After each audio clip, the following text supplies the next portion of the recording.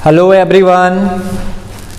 चलिए अभी हम लोग कुछ एग्ज़ाम के टिप्स, एग्ज़ाम से रिलेटेड कुछ बातों पे डिस्कस करेंगे, जिसमें मैं एक बात बताना चाहता हूं कि जितने लोगों को पढ़ाई से नफरत हो कृपया करके वो इस वीडियो को न देखें। ठीक है, देखिए सबसे बड़ी विशेषता है कि जीत हमेशा तेज लोगों को ही नहीं मिलती है, जीत समझदार को मिलती है। एक कहानी मैं आपको बता दूं कि एक समय की बात है कि तीन विद्यार्थी, तीन स्टूडेंट एक पोखरा के पास गए हैं और जाने के क्रम में एक उसमें सबसे तेज है, बहुत टैलेंटेड, बहुत तेज लड़का है। वो जब वहां पे पहुंच रहा है, जा रहा है, तो ये देख रहा है कि बहुत सारे लोग उसमें स्नान कर रहे हैं, तैर रहे हैं।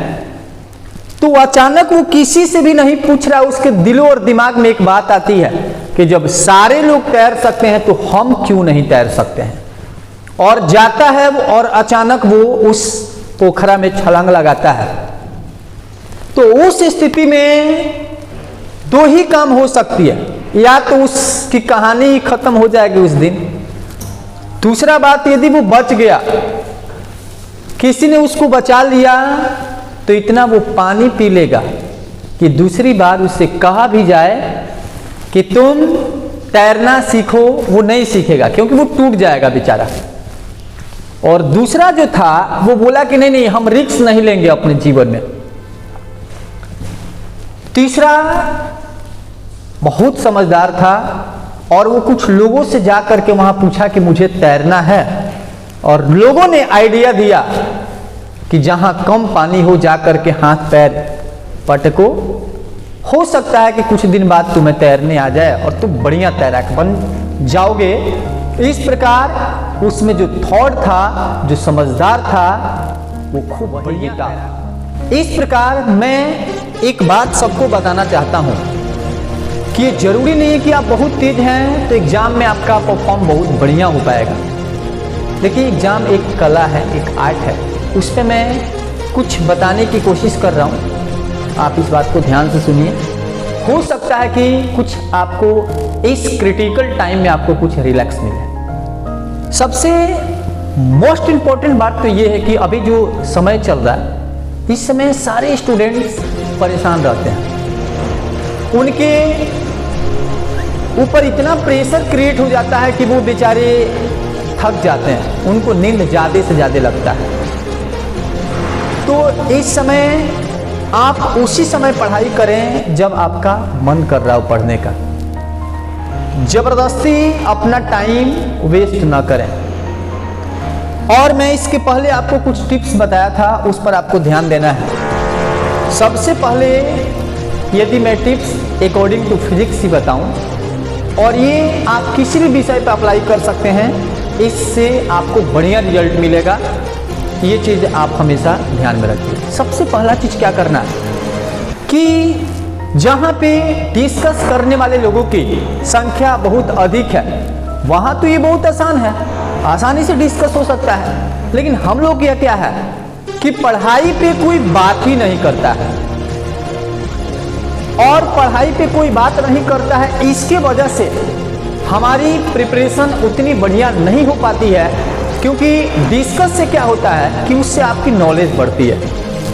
एक बात मैं बता दूं कि यदि ये बात आप अभी नहीं सुन रहे हैं और आपका एग्जाम फरवरी में शुरू होने वाला है, यदि अल्पक्समेटली देखा जाए तो आपके पास टाइम खूब है, तो आप देखेंगे तो आपके पास टाइम अल्पक्समेटली 35 दिन है।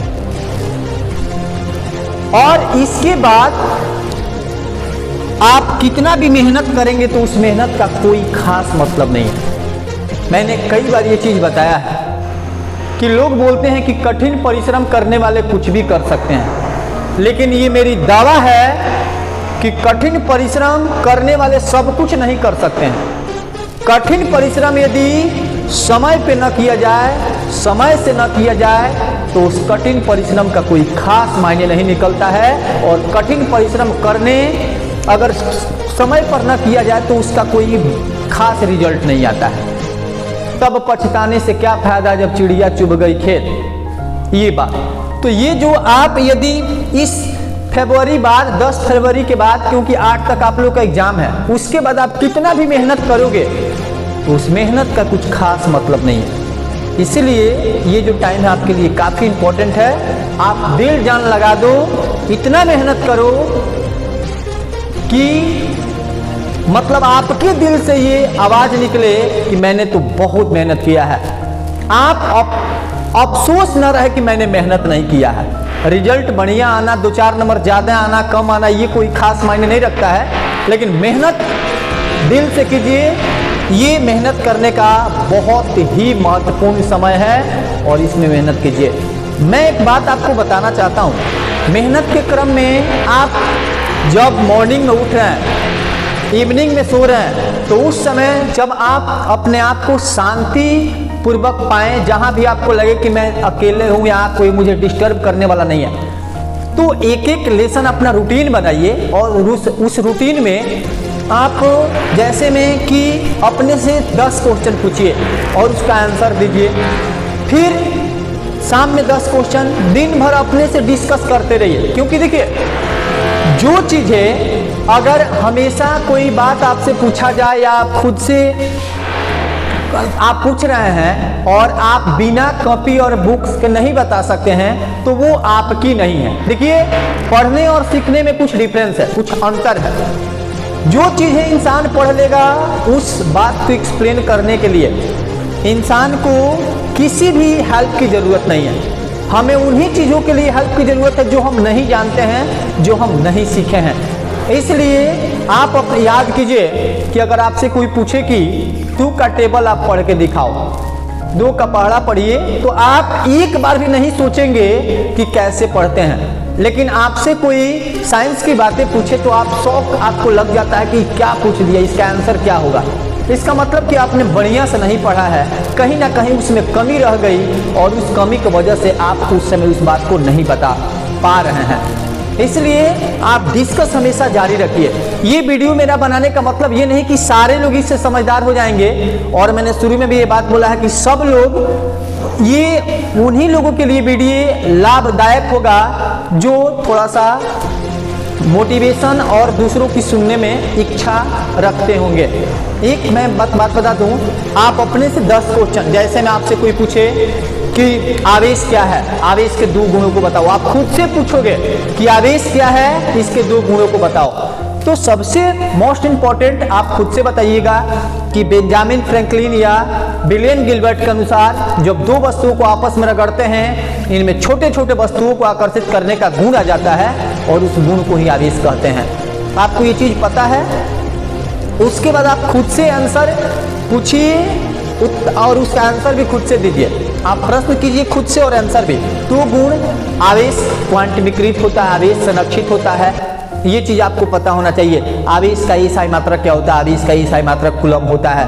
आप खुद से पूछिए आवेश कितने प्रकार का होता है। आवेश 2 प्रकार का होता है, धन आवेश और ऋण आवेश। धन आवेश किसको बोलते हैं? जब कोई पदार्थ अपने इलेक्ट्रॉन का त्याग करता है तो वो धन आवेशित हो जाता है। ऋण आवेश किसको बोलेंगे? कोई पदार्थ ऋण आवेशित कब होगा? तो जब कोई पदार्थ किसी दूसरे पदार्थ से या दूसरे परमाणु से इलेक्ट्रॉन ग्रहण करेगा तो ऋण आवेशित हो जाएगा। अर्थात हम ये भी बोल सकते हैं कि जब कोई किसी वस्तु पे, किसी पदार्थ पे, किसी परमाणु पे यदि इलेक्ट्रॉन की संख्या अधिक हो गई तो वो ऋण आवेशित हो जाता है, यदि प्रोटॉन की संख्या अधिक हो गई तो वो धन आवेशित हो जाता है। इस क्रम में आप खुद नेक्स्ट पूछिए, अपने से क्वेश्चन पूछिए आवेश संरक्षण का नियम क्या है। तो इसमें आप आंसर बताइए कि इस नियम के अनुसार आवेश को न तो उत्पन्न किया जा सकता है, नहीं नष्ट किया जा सकता है, आवेश संरक्षित होता है। आप अपने से पूछिए कि आवेश का क्वांटमीकरण क्या है। आवेश का क्वांटमीकरण विद्युत आवेश का वह गुण है जो बताता है कि कोई भी परमाणु किसी दूसरे परमाणु के इलेक्ट्रॉन का पूर्ण गुणज ही दे सकता है या ले सकता है। आवेश का क्वांटमीकरण ये है। इस कंडीशन के बाद नेक्स्ट पर आपको ध्यान देना है नेक्स्ट पर आपको आप खुद से पूछिए कि कूलम्ब के नियम क्या है। तो कूलम्ब के नियमानुसार किन्हीं दो आवेशों के बीच लगने वाला विद्युतीय बल दोनों आवेशों के परिमाण के गुणनफल के समानुपाती तथा बीच की दूरी के वर्ग के व्युत्क्रमानुपाती होता है। यानी कोई भी आपसे यदि क्वेश्चन कर रहा है तो इसका मतलब ये है कि आप रॉकेट के जैसे उसका आंसर दें, न कि आपको समझना है और किसी को समझाना है। समझाने का समय अलग होता है, समझने का समय अलग होता है, आंसर देने का सबका टाइम बटा हुआ है। अभी नहीं कि एक ही में तीनों चीज का आप अनुप्रयोग कर रहे हैं तो ये गलत है। अभी आप खुद से क्वेश्चन कर रहे हैं और आंसर देना है, तो ये चीज कूलम्ब के नियम मैंने बताया। इसके बाद आप खुद से पूछ सकते हैं कि विद्युतीय बल रेखा क्या है। तो मैंने बताया कि विद्युत क्षेत्र में गति करने के लिए एकांक कोई धन आवेश जिस पथ पर गतिशील होता है उसे विद्युतीय बल रेखा बोलते हैं, या विद्युत क्षेत्र को जिस काल्पनिक रेखा के द्वारा दर्शाया जाता है उसे ही क्या बोलते हैं हम लोग, उसे विद्युतीय बल रेखा कहा जाता है। उस अपने से पूछिए कि विद्युतीय बल रेखाओं के गुण को बताओ। विद्युतीय बल रेखा के 2-4 गुण आपको याद होना चाहिए। जहां विद्युतीय बल रेखाएं पास होती है वहां विद्युतीय क्षेत्र प्रबल होता है, जहां विद्युतीय बल रेखाएं दूर होती है वहां विद्युतीय क्षेत्र दुर्बल होता है। विद्युतीय बल रेखाएं कभी भी एक दूसरे को नहीं काटती है, क्योंकि कटान बिंदु से और भी स्पर्श रेखाएं खींची जा सकती है, जो कि संभव नहीं है। तो इस प्रकार से हर एक चीज पर आप ध्यान दीजिए, एक एक बात को ध्यान से सुनिए। अपने से पूछिए कि विद्युत क्षेत्र की तीव्रता से आप क्या समझते हैं, इसका ईसाई मात्रक क्या होता है। तो आप आंसर दे सकते हैं कि विद्युत क्षेत्र में स्थित कोई जांच आवेश या एकांक धन आवेश विद्युत क्षेत्र के कारण जितना बल का अनुभव करता है उस बल को उस बिंदु पर विद्युत क्षेत्र की तीव्रता कहा जाता है। इस प्रकार से इसका ऐसा मात्रक क्या होता है, तो न्यूटन पर कूलम होता है। छोटा छोटा बात है, और यदि आप अपने से पूछ रहे हैं और इसका आंसर दे रहे हैं तो आसानी से एक एक लेसन आपको याद हो जाएगा। और ऐसा नहीं करना है। विद्युत द्विध्रुव क्या है, तो आप बताएंगे कि अल्प दूरी पर स्थित अल्प परिमाण किंतु विपरीत प्रकृति के आवेशों के युग्म को विद्युत द्विध्रुव कहा जाता है। ये चीज आपको याद रखना है कि विद्युत द्विध्रुव किसको कहा जाता है। विद्युत द्विध्रुव आघूर्ण क्या है, अपने से डिस्कस कीजिए। विद्युत द्विध्रुव आघूर्ण पे आप बता सकते हैं कि विद्युत द्विध्रुव का कोई एक आवेश यानी धन आवेश और उसके लंबाई के गुणनफल से विद्युत द्विध्रुव आघूर्ण की माप की जाती है। इसका एसआई मात्रक क्या होता है, तो एसआई मात्रक कूलम इंटू मीटर होता है। यदि आपको याद हो गया हो तो आपको थोड़ा भी समय नहीं लगेगा इसको एक्सप्लेन करने में। यदि इसके बाद मैं नेक्स्ट क्वेश्चन खुद से पूछूं कि अक्षीय एक क्यू आवेश से आर दूरी पर विद्युत क्षेत्र की तीव्रता कितना प्राप्त होता है, तो आपको याद होना चाहिए कि E बराबर 1/4 pi epsilon not Q1 into Q2। अगर तीव्रता आपसे पूछा गया तो यहाँ आप बता सकते हैं कि आपको याद होना चाहिए कि 1/4 पाई एप्सिलॉन नॉट और Q/R स्क्वायर। अब ये चीज याद रखना है, ये छोटी छोटी बातें आपको एक एक चीज याद रखना है। अगर आपसे कोई पूछे कि विद्युत द्विध्रुव के कारण अक्षीय स्थिति में तीव्रता कितना होता है, आपको ये भी बात याद होना चाहिए कि अक्षीय स्थिति में तीव्रता कितना होता है। तो अक्षीय स्थिति में विद्युत द्विध्रुव के कारण तीव्रता होता है 1/4 पाई एप्सिलॉन नॉट 2p/x के क्यूब होता है। आपको याद होना चाहिए। इसके बाद यदि आपसे पूछे कि निरक्षीय में तीव्रता कितना होता है विद्युत द्विध्रुव के कारण, तो आपको याद होना चाहिए कि 1/4 पाई एप्सिलॉन नॉट और p/x का क्यूब होता है। एक एक बात आपको याद होना चाहिए। और इस तरीका यदि आप प्रैक्टिस करते हैं, अगर आपसे कोई पूछे कि समरूप विद्युत क्षेत्र में स्थित द्विध्रुव पर लगने वाला बल आघूर्ण कितना होता है, तो आपको याद होना चाहिए कि ये होता है टाउ बराबर PE sin थीटा। एक एक फार्मूला आप ऐसे अपने घर पे खूब बढ़िया से याद रखते हैं तो आपको एग्जाम में बढ़िया करने से कोई नहीं रोक सकता है। और इसके बाद मैं बता दूं कि कोई भी सेट हो, चाहे वो किसी भी प्रकाशन का भी सेट हो, आप ले करके उसका आंसर अगर 2 नंबर का 20 क्वेश्चन दिया हुआ है तो उसको बनाइए। अगर 20 में आप 19 बना रहे हैं, 18 बना रहे हैं तो ये बहुत बढ़िया संकेत है। यदि आपसे नहीं बन रहा है तो सोच लीजिए कि आपने बहुत बढ़िया से मेहनत नहीं किया है और अभी भी मेहनत करने की जरूरत है। ये चीज अगर समय पे कोशिश किया जाए तो सब कुछ हो सकता है, और समय बीतने के बाद आप कुछ भी नहीं कर सकते हैं। तो ये मेरा पहला वीडियो है मोटिवेशन का। यदि आपको अच्छा लगा तो लाइक कमेंट शेयर जरूर करें। नेक्स्ट वीडियो भी आपके सामने तुरंत आने वाला है। Thank you so much watching this video.